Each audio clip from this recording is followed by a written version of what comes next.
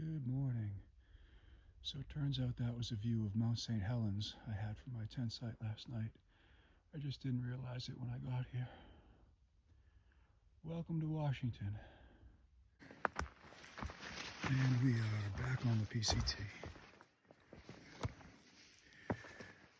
Only 3 people walked by my tent this morning. Yesterday was a different day.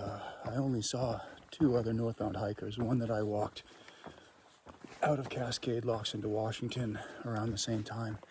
And then later in the day, another northbound hiker passed us or caught up to us at a water site and then passed us. There was someone else that walked by my tent this morning. A mystery person, because my back was turned to my vestibule, but maybe we'll see them. It's 20 past 7, pretty good. I wanted to break camp at 7, so not bad for me.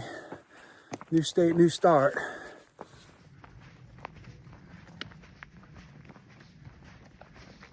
Beginning the day under some tree coverage. I am hoping to get some miles in the cooler temperatures in the morning today. Starting yesterday at about 12:30 was sneaky hot. I knew it was going to be hot leaving the hotel. I mentioned that, but I was sweating my butt off, and I didn't get into that too much. But like, my clothes stink more today than they did after a week of sweating in them all the way from Bend. And I don't know, I just think I lost a ton of salt and electrolytes, etc., because I was cramping up towards the end of the day at the last water source where I grabbed a couple of liters. I couldn't even sit, and that continued all the way to camp, where I had a real hard time setting up my tent because I couldn't stand, I couldn't squat low, I couldn't put my hips in certain positions.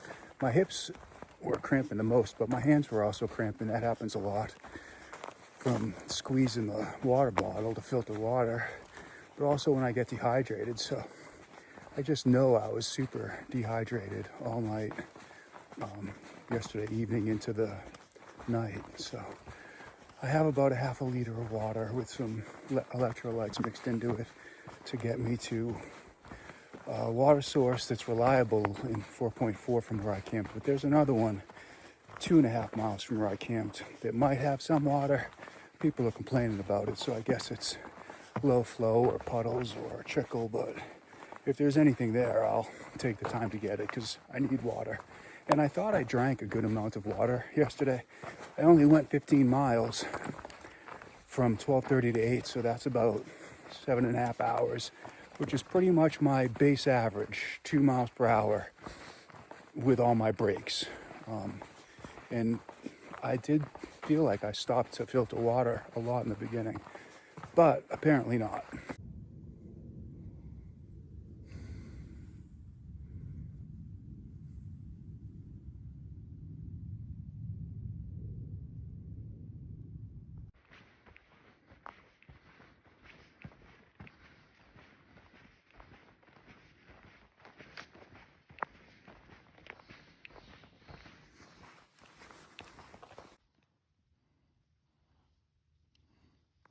This is nightmare fuel.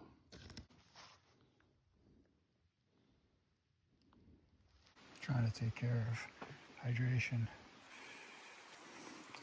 There is a secret villain lurking, and it's humidity in Washington. My pants are soaked to the point that it's like my phone and my fingertips are wet out like it's pouring rain. I actually rinsed my shirt in this creek because it was just sweaty and smelly from one day after doing laundry. One day of hiking, and I don't know if the shirt ever smelled so bad. So I'm trying to cool off and hydrate here at this creek before I push on. But yeah, yesterday was really hot, and today's not hot, but I'm sweating my butt off. And it might be a little bit of the elevation and the climbing in Washington, but I just think it's humid. It is not humid at all in California. It was a little humid in Oregon, and I think I'm getting caught off guard with the humidity in Washington.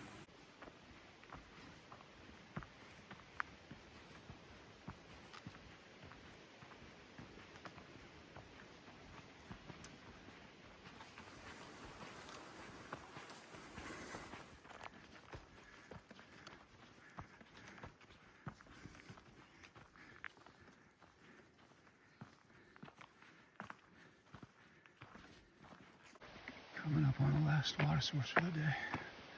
Got to figure out where I'm going to camp and how much water I need.